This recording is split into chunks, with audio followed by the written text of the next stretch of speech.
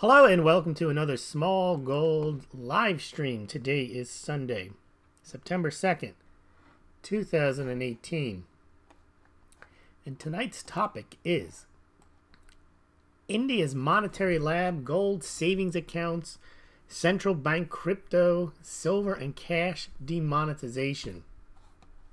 That's a mouthful there, but there's a lot going on in India that you want to keep track of because India is definitely on the move with a large population, a growing GDP, and some very innovative government-run programs with respect to its gold, its silver, its cash, and even making a move into cryptocurrency. So we're going to take a look at that. First, let's take a look at gold and silver. They're back trading again. They closed Friday. Gold closed above 1,200 on Friday, but is now down 250 in holiday trading, and silver dropped another 2 cents in holiday trading. It's down to 14.48. The markets will reopen on Tuesday, and maybe we'll hear some information from the Mueller team. I think they held off on anything that they might have released on Friday due to the McCain funeral, but we'll have to follow that, and that'll be subject to a separate live stream or independent BitShooter YouTube. Now on the crypto sides, they've been going up for the last week or so. Bitcoin now above 7,300, up another 2% today. Bitcoin Cash still has some push through from its getting listed or carried by BitPay for merchant transactions. It's at 652. That's up 5% today. Ethereum flat at $295 and Litecoin at $66, also up about a percentage point. Now, let's take a look at our topic here because this is a big one. There's a lot going on in India. I do cover India in bite-sized chunks on gold imports, silver imports, whatever news might happen to come along. But this is a pretty big, I'm going to try to wrap this all together and talk about India and what's going on with its money. All right, so if we look at India, as we mentioned at the top of the show, India is a large country, both geographically and also in terms of population. As a population of 1.32 billion, may or may not be, depending how they count heads, bigger than China, which is also approximately the same size. Indian economy grew 8.2%. It was the largest of the largest of the large economies in the world, the biggest growth. So India has definitely got an emerging middle class, a booming economy, and they also have, unlike China, they're not totally government run, but they are a socialist country. So there's a lot of government involvement in what goes on in India. In fact, they instituted back in January of 2015 a thing called the National Institute for Transforming India. And I think it's a very important body. It's called, for short, NITI, NITA. And they've been putting forward a lot of proposals, and we'll see what happens. But let's start with gold. Now, gold, we start with gold because India historically is a very big nation when it comes to gold in terms of gold consumption. It's estimated they have 24,000 tons in the country. And that's held about 20,000 tons by Indian individuals, and maybe another 4,000 tons held by those Indian temples. Lots of gold in India, and most of it got there from having it brought in, which is one of the main things about Indian gold demand that makes it different than other countries. It has no real domestic gold mining production. They've got a couple of gold mines in India. They're really old. They go back to ancient times. One of them still pulls out a little bit of gold. There's some talk about trying to get the other ones back operational. But India, for all intents and purposes, has to import its massive gold demand. And you would think with all that gold in the country, they might make a lot of that up in secondary where they just trade it amongst themselves, but nope. 900 tons last year, probably about 600-700 tons this year will be imported into the subcontinent. Well, let's take a look at some of the things that have been happening with gold. India is definitely on top of gold. Why? Well, first of all, those imports can account for 8, 10 to 12 to 15, almost 20% of their overall imports, legal imports that they actually count. Now, India has decided that if there's all that gold in the country, a couple of years ago, they came up with this thing called a gold monetization scheme. And what they wanted to do, and they still have it, but it hasn't really gotten off the ground. They wanted the citizens to bring their gold to the government in exchange for a rupee bond, and they would get interest on their gold. Now, most Indians scoffed at that, and they thought, well, why would we want that? Well, the answer was you'd get interest. And they're like, yeah, but we don't have our gold.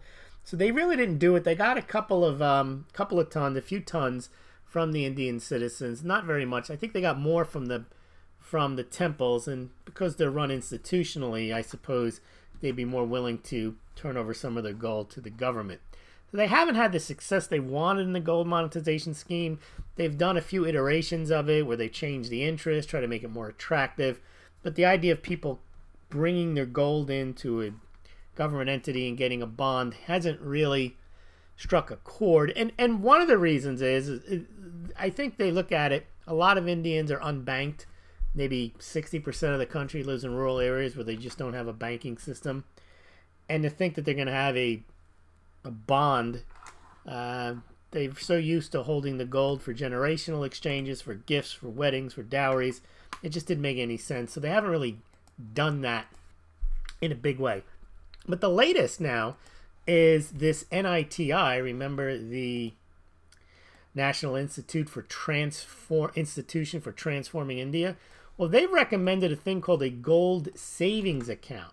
Now, the gold savings account, this has been recommended by the NITI, is for all citizens in India, and they're especially think for those living in the rural areas.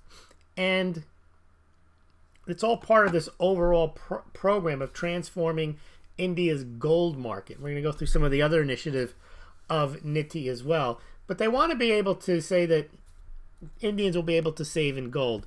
Now, you can have your own opinions on this. I think they've been fine for the last 5,000 years figuring out how to save in gold. So this is really a way to get the government involved in their savings. People often use gold as savings in India. And now what they're trying to do is say that they want to expose them to the financial tools of banks. Right? And this is kind of, we're going to get into also what they did with the demonetization of cash in 2016. They're trying to bring people into the system. Gold is outside of the system. We talked the other night. Banks love this. It's the same with cryptocurrencies. They try to bring these assets that are outside of the system, cryptocurrencies, gold, silver, try to get them into the system. And so the idea with these, it's not very complicated. With the gold savings account would be you would buy gold, except you would get like a little passport book that would say you just bought a gram of gold, you bought 3 grams of gold, and it will be convertible into, you can get your gold back on short notice. Now, I don't know what that notice will be. I don't know if the bank will hold it on a one-to-one correspondent. I doubt it. I'm sure they'll tell you, oh, you want 2 grams? That's not a problem. You want 10 ounces? That may be a problem. I don't know how it's going to work. There's no details. They haven't approved it yet. But basically, they want people to put their rupees into... They know they probably won't take their rupees and put them into the bank. So they figure what people are doing is taking the rupees and they're buying gold and they're holding it at home. What they're saying is, take your rupees and bring them to the bank and give them to us, and we'll give you gold, or we'll give you a passport that says you have a certain amount of gold, and then you can save in gold and you could become a big gold player by building up your passbook. And we'll see how that goes. This is different than trying to get people to bring them gold and then to give them a bond, which is the gold monetization scheme. This is one where they'll sell them the gold and then give them the passport. So India is definitely aware, and they're at least addressing the fact that their countrymen love gold, and they don't really like that they like it, but they know there's not much they can do about it. So they're trying to get it into the system. Now, I don't know if people are going to buy their gold through that way and then not actually take delivery of it, or feel comfortable that the bank is holding it and they can get it when they feel like it. But historically, that's not how Indians buy gold. They have traditionally just purchased it in the form in which they're going to store it, whether it's bangles or bars or statues or whatever, or however they buy their gold. They're not used to bringing the rupees to a bank and then getting gold. But that's one of the things that they want to bring out. That's the National Institution for Transforming India. Now, another thing that's happening in India with gold is a company called Paytm. And that company is doing essentially what the government wants to do with the savings account. It is a digital gold platform. So in India, you have you have a cell phone, and through Paytm, you can buy your gold online, and they will store it in an account for you, with the same understanding that for a small charge, you can get it delivered anytime. After the purchase goes through, you can have it delivered. But the idea there is that Indians will store their gold digitally with Paytm. So this is similar to, I suppose, gold money or bullion vault, something like that. So there's a private company called it's called Paytm, and they're essentially trying to sell people digital gold in the same way that perhaps the government is trying to get people to buy gold through them and then get a passbook that would show how much gold you have. Now, the other thing with gold that's going on in India is a few years back, India instituted a gold and silvers tax, and then a couple of years before that, they instituted a tariff on gold imports. Now, the reason they put the tax on gold imports is because of that messes up their balance of trade. I think in 2011, they really had a big year. I think they imported about 1,200 tons of gold. And after that, I think it was 2013, to try to slow the amount of gold imports that screwed up their balance of trade, they instituted this 10% tariff. And then I think last year or 2 years ago, they instituted a goods and services tax, which is an additional 3%. So you got a 10% tariff on what's coming in, 3% on the goods and services tax when you buy from the jeweler. Now, of course, what the tariff did was it caused a lot of smuggling.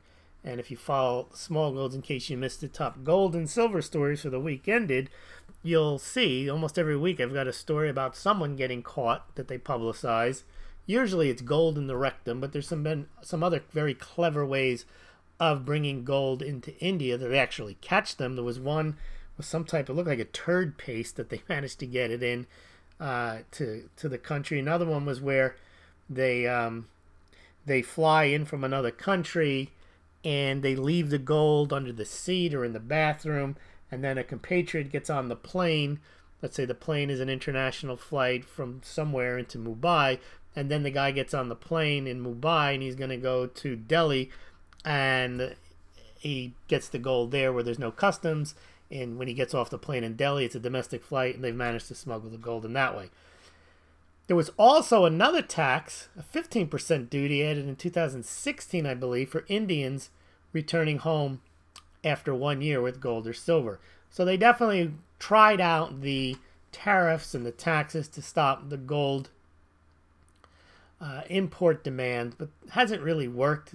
Like last year, there was still 900 tons brought into India. So NITI, aware of this, is recommending, just I think it was last week or 2 weeks ago, a reduction in that customs duty. And they think that, see, in a way, they know that it encourages lack of compliance. It encourages smuggling. And it probably means that they're going to get less tax revenue than if they just lower the tariff. It might not be worth the time and the effort for people to stick the gold where the sun doesn't shine. I mean, that's a nuisance. They've got to check everyone at the border, and then they have to get it from them. I think they probably would rather maybe lower the tax, maybe eliminate it. I don't know. They didn't say what exactly they want to do, but they do know that the tax is just encouraging a tremendous amount of smuggling, and it's the old Laffer curve, I suppose. If you lower the tax, you'll probably get more because more people will be willing just to bring it in, pay their 2 or 3%. But when it's 10%, they probably get less tax because more people try to smuggle it in. Then there's the cost of chasing people down and asking them to strip, run to the bathroom, whatever it is, to find the gold. So it's getting national attention because you got Niti on it making a recommendation about what they want to do with gold in India. They've also instituted like hallmarking on gold. They try to create standards for jewelry. They're doing working on trying to figure out the best way to have the recycling market. They're coming up with ways to maybe relaunch the gold monetization scheme.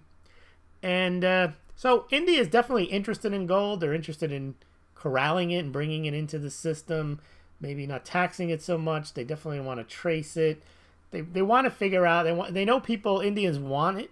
And so rather than trying to wean them off of it, they'll say, well, we'll sell it to you. And we'll give you this passbook that says you have so much gold.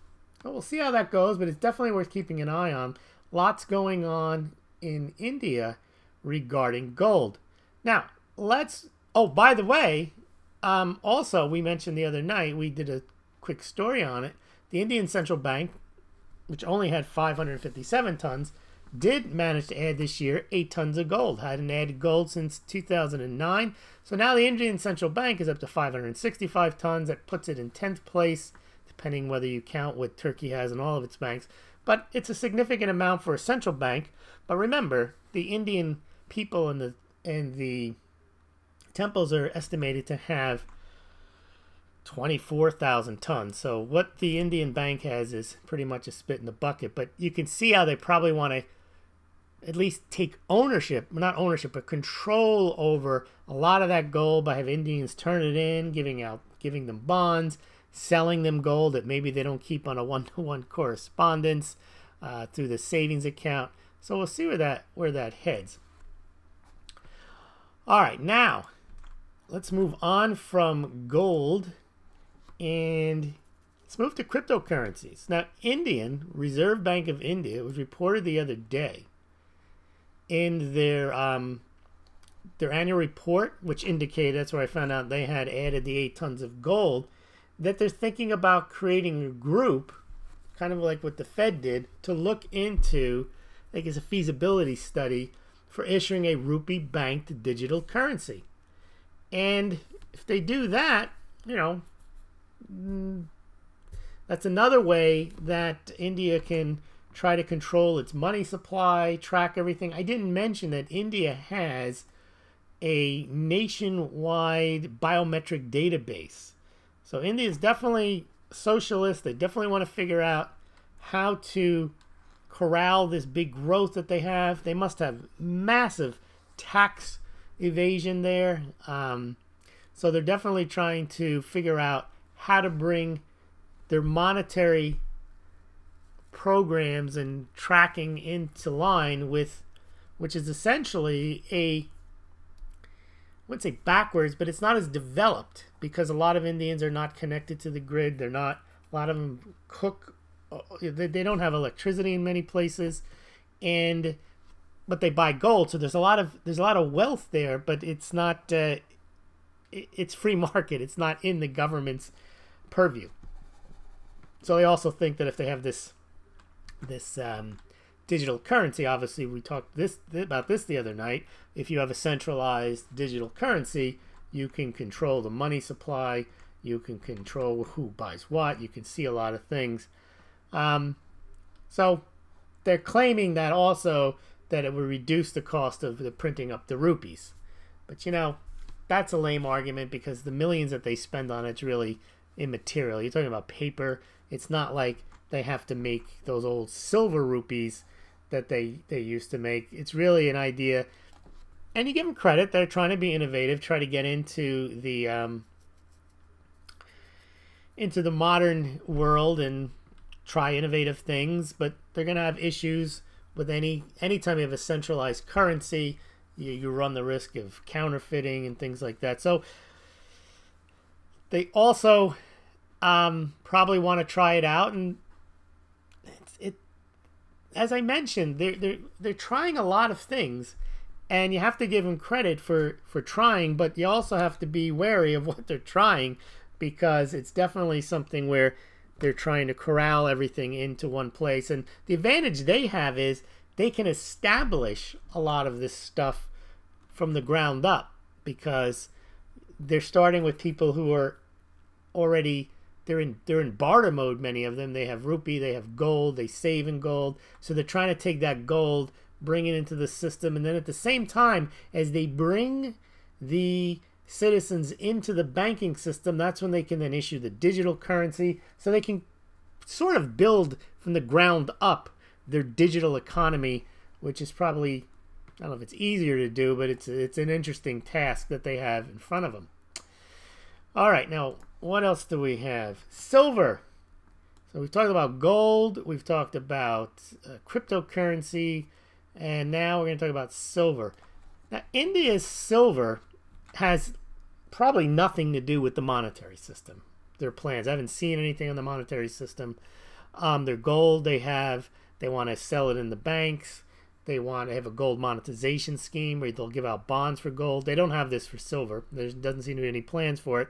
And also their central bank, I think their central bank used to hold a little silver. I think they've gotten rid of it, but we know that their central bank holds gold. Silver's important because of solar in India, and also because of jewelry and some investment. And we reported the other day that through the first 6 months of 2018, that India had imported a massive 125 million ounces of silver. And at that rate, they're going to import at least 250 million ounces this year. One year they imported, I think it was 2015 when the price went down, they imported about 330 million ounces, or almost a third, or maybe even a little more, of the total silver supply, including scrap.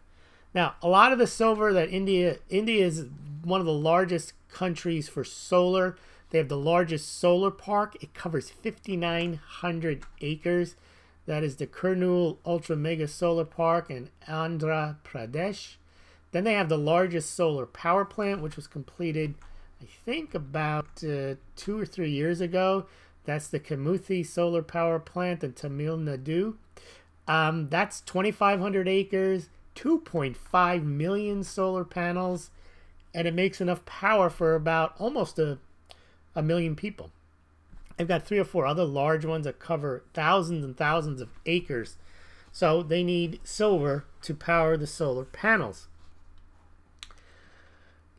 Now, if they wanted to, if they do, and remember that 10% duty on gold does not apply to silver, so silver can be imported, I would say cheaply, but for free. But the silver, the goods and services tax does apply to silver as well. And that 15% import tax for Indians living abroad does apply to silver too. But if silver goes up in value, I would imagine that India would be looking to do many of the same things that it's doing with gold. I think that they would want to have silver passbooks from the bank, where you can buy silver from the bank. I think that they might even have bonds that they would be willing to issue. But you see, right now they're not doing that, because silver is not, when it comes to its imports, the value of the silver that they import, I don't have the numbers in front of me, but they don't amount to 8, 10, 12, 15% of overall imports, Indian imports. They are they're small, maybe even low single digits. Even when they import prodigious amounts like 300 million ounces in dollar terms, it's not that big. Yeah, so even this PayTM, this Indian private company, only sells gold. They have gold savings plan. They do not have, as far as I can see, as far as I can tell, any silver option. And this company also has other payment things. You can buy you can pay your electricity bill, your mobile bill. You can get your landline, water bill, all that stuff. It's a payment processing, and gold is part of it, which is interesting. You can buy gold, but you can also use this service to pay your bills. And that's another thing we talked about the other night when we talked about bringing together cryptocurrency platforms and e-commerce platforms and social media platforms. So here's a case where, and we mentioned that gold can be part of it if you bring it in as the one of the payment options. like Gold Money has that, and Bullion Vault, where you digitize the gold, you put it on the blockchain, or wherever you do it, and it can be used in the payment system. Because that's one of the digs on gold currently that I make, and on silver, it's not money in the sense that it fails the test of being a usable currency in today's world. You just don't walk around with gold and silver and expect anyone to accept it if for payment in goods and services. But if you have it on these platforms like Gold Money or this Paytm in India, you can use the value on a debit card or on a payphone, on a cell phone, to conduct business. But again, silver does not have that monetary allure in India yet, but it's big demand for industry, for jewelry, and also for solar. And the last thing I want to mention, just as part of this whole wrap-up of India being this monetary test lab, back in 2016, the end of the year, Prime Minister Modi went on TV and shocked the world. He shocked the Indians and said, those 500 rupee and 1,000 rupee notes that you have, they're not going to be any good in 2 days. And the only way you're going to be able to get your, quote, money or value for them is you got to bring them to a bank. Well, that was a way of recapitalizing the banks. They said it was also a way of winnowing out fraud. So if you brought the money in and you couldn't explain where you got it from, they might take you in the back room and question you, and they might catch you for fraud. And it was a very, you talk about an experiment, it was a very, very big deal, because people all of a sudden didn't have the money. They might not be, they needed to live. They may not be able to get to a bank. Remember, a lot of the banks are far away from where they are. And after less than a year, they managed to retrieve, they say, 99% of all that currency, all those 500 and 1,000 notes, rupee notes. They got them into the bank, so the banks got a capitalization, and people either given new notes, and then there was a period of time where they didn't have enough new notes to go around. Oh, I guess you're just going to have to leave the money in the bank. You're not going to get the cash, but of course you can use your ATM card to get a certain amount of cash. What they were trying to do, and it sounds like they succeeded, is take the cash that was out in the system and bring it back into the system, and then make people, they'd issue them a debit card and say, well, you can use this instead. You don't have to get cash. So they're definitely moving towards cashless. And you could tell they did not want to, if all it was to catch fraud, all they would do is say, bring your 500 or 1,000 in, and we'll give you 500 new 5,000, new 500 and new 1,000 notes, and they would have done a one-to-one correspondence. The idea was not to do that. The idea was to have less notes circulating and to move people into the digital banking and to then get them in there and offer them credit cards and so on. So India is definitely on the move with gold, silver, cryptocurrencies, and cash. Let's take a look at some of your thoughts. I've been following the comments, so we're going to take a look at those now. If you're still there, maybe you're not even there. Let's see what we got here. All right. Doug Bailey. Hi, Kalamazoo, Michigan. All right. Kevin, happy long weekend. Doug says, most of the people in India pass their gold down to the next generation. That's right. And what you would think, Doug, that it doesn't have the same, I don't know. Here's the passbook. It says you have 18 grams of gold. It's not the same thing as handing down the necklace that your great-great-grandmother wore, or a ring that your mother got. It's just different. If they need, they will go around the banks and they'll use the gold to loan each other and pay them back and earn it. Yeah, well, I think that's what they're trying to change that whole culture. Kevin says only a fool would let the bank or government hold their gold. Well, I would say for security reasons, if you can trust the bank, it does make sense to have a custodian that can hold it. But also, it's like putting all your eggs in one basket, because if the bank goes bust and you can't get at your gold, or they decide, you know what, this is a bad idea, we got a lot of trouble, we're just going to confiscate it, we're going to give you rupees. So I wouldn't say you have to be a fool to put it there. It's like anything. You have to I think that the Indians or anybody would want to diversify their holdings, diversify their risk. Tom Manley, good evening, Tom. Doug, they also don't know how to keep in bullion form. They take their bullion to gold jewelry and make what they want with it. Well, that makes sense. That you buy a bullion as cheaply as you can, and then the jeweler will craft what you want. The Nomadic Giant says, hello, everyone. And Carl Joseph DeMarco, strolling in late to class. Says, dang, I'm late. Yep, we're just about finishing up, Carl. And we talked about India's gold savings accounts. You can go back and listen to it.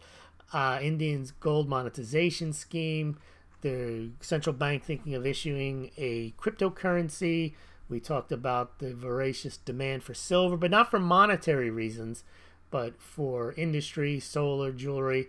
And then we talked briefly about India's cash demonetization. And so what the idea was that India has really tried out a lot of things with gold, silver, crypto, and cash. They actually took an entire nation's cash and swapped out all of its currency, or at least they got it retrieved, and they didn't necessarily hand back all the bills. They got people into the banking system. So, and Michael Goyer staggering in even later. Late to class, everyone. All right, well, that about does. Unless you have any questions or comments, I will put together some links on some of the topics we discussed tonight for the people that came late to class, and also for those who want to go back and read up on some of this stuff that the India's... A lot of this comes from, as I mentioned, NITI, which is the National Institution for Transforming India. They've only been around since 2015, and as I say, very innovative. They're not monolithic in that they have to tax gold, or they're basically trying to bring gold into the system, and they're also trying to issue a cryptocurrency. They're trying to corral an entire system, digitize it. The thing what they did with the gold, the cash was brilliant. I think it was bad, but I think for a government to pull that off, that takes a lot of nerve to do that, because one of the reasons I warmed up to crypto was when I heard about this, I said I never thought that was something that never crossed my mind, was that a government could just say, oh, yeah, the rupee notes and the dollars in your wallet, they're not going to be worth anything anymore unless you bring them back to us and either get your credit card stamped or you get a new note. And that's when I realized they can't do that to Bitcoin. They can't tell you your Bitcoin's not worth it anymore. You got to get a new Bitcoin, or you could do that with the forks. You might have to get your new coins, but that's not the same thing. So India's done some amazing things, and we're going to have to watch them. They're very keen on taking a 1.3 billion population and digitizing and going cashless, but also somehow managing to keep that gold tradition. They're not trying to wipe it out. They're trying to bring it into the system. They're trying to sell digital gold through private companies. They're trying to sell gold savings accounts. They're trying to get people to waddle their gold in and get the rupee bonds in exchange. So lots going on in India. We'll continue to follow it. Nomadic Giant says, I write cryptocurrency fiction, current book on India. Well, keep us posted on that, Nomadic Giant. We'd be interested. Maybe we have you as a guest. You can discuss your book on the Smaulgld channel. We do have a series. Two gentlemen on the show right now, Carl Joseph DeMarco and Michael Goyer, have appeared on it to share their thoughts about their experiences with cryptocurrencies, with China, with gold, silver, and so on. All right. You know what, Nomadic Giant? Let me take that down. I'm going to pull it onto my Twitter, because otherwise I will lose it. And now I'm going to make the pitch for the mugs. I hadn't sold any mugs the last two nights. It's slowed down in mugs. Let me crypto shrug. All right. So let me get you guys the mug. Buy a Smaulgld mug, because mugs are money. Here we go. Free shipping. It's included in the price. I will toss in a free Smaulgld Game Changer Eraser. I think, Carl, you got one of those, didn't you? You got a Game Changer Eraser with your mug. You only get the Game Changer Eraser if you buy the Smaulgld Classic and Super Classic mug. And those are the ones well, I'm going to show you a picture of them because they ship from Smaulgld headquarters. The other mugs, the Smaulgld travel mug, the Smaulgld to go mug, and the Smaulgld smaller espresso mug get shipped from the manufacturer, so I cannot put in a free Smaulgld Game Changer eraser. But if you buy, let me give you this right here. At the top, you can see, let's see if you get it right there. All right. The picture should be coming up right now. And the mug at the top, I haven't changed out here. What's going on here? The mug at the top is the Smaulgld Classic mug. That's 1995 and 1999. And the mug at the bottom, you guys are not seeing this. Huh. The mug at the bottom is the Smaulgld Super Classic mug, and that's $23.99. That does help out the site. I've also included, let me see if I can change this. I don't know if you're getting the images that you should be getting, because I don't see them showing up. Also on your screen, you should also be seeing the Patreon, Smaulgld Patreon, and PayPal, and also the Bitcoin and Litecoin addresses if you'd like to make a donation. Appreciate you tuning in tonight. And you ordered on Zazzle, and what's that? You ordered a mug on Zazzle, and it failed. Your orders work fine, but Zazzle ain't working. All right, you got to tell me what happened. So I've had people order the mugs through me directly, the Classic and Super Classic mug, and someone even paid me in cryptocurrency, and I ship those out myself. So that's the Classic and Super Classic mugs. And those are the ones I could put the eraser in. But I've also sold, I know I was in direct contact with someone who bought a Smaulgld to go mug, Carl. Sheila, she was on Twitter. I saw her do it, and I saw the order go through, and it worked, and it went through.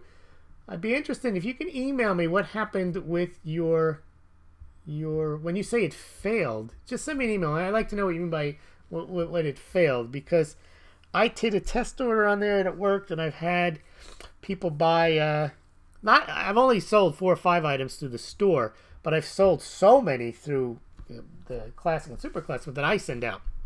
So I'd like to hear.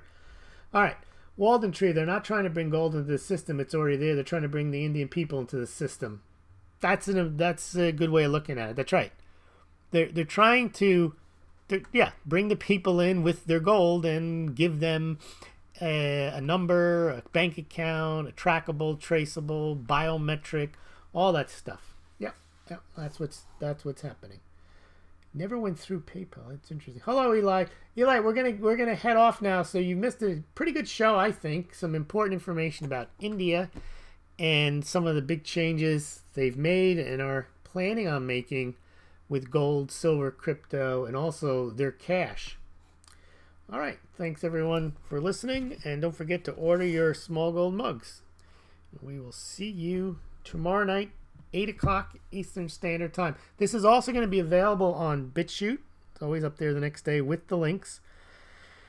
And on Smaulgld is where you can see the links and the charts, if any, that I put up for the next day. Smaulgld's also on minds.com, gab.ai, steemit.com/Smaulgld, BitChute, Facebook, which I don't encourage that, but I have it, and Google Plus, and Twitter. Twitter's at Smaulgld.com. All right, thanks everybody, and we'll see you tomorrow.